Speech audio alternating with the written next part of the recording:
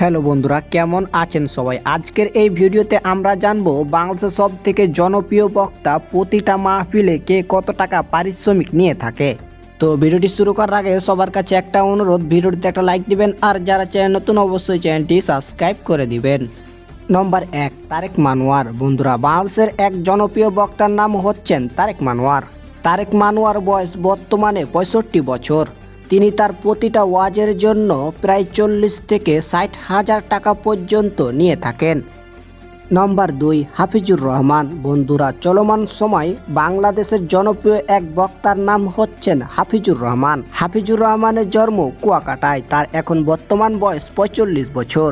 তিনি তার প্রতিটা ওয়াজে প্রায় 30 থেকে 70 হাজার টাকা পর্যন্ত পারিশ্রমিক নিয়ে থাকেন।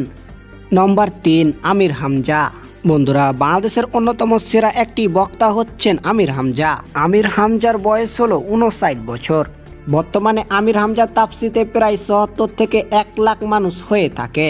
তিনি তার প্রতিটা ওয়াজের জন্য প্রায় 50 থেকে 70 হাজার টাকা পর্যন্ত পারিশ্রমিক নিয়ে থাকেন। নম্বর 4, শাইখ আহমদুল্লাহ। বন্ধুরা, মুসলিমদের অন্যতম সেরা এক পণ্ডিতের নাম হচ্ছেন শাইখ আহমদুল্লাহ।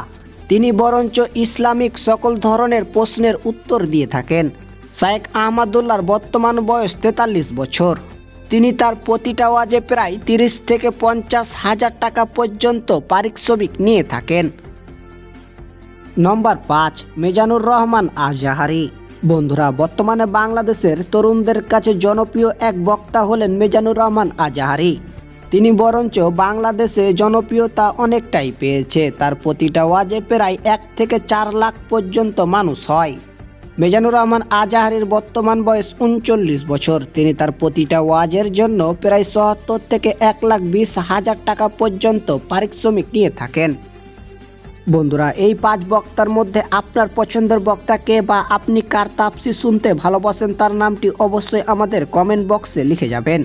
আর ভিডিওটি ভালো লাগলে একটা লাইক দিবেন। যারা চ্যানেল নতুন অবশ্যই চ্যানেলটি সাবস্ক্রাইব করে দিয়ে আমাদেরকে একটু সাপোর্ট করবেন।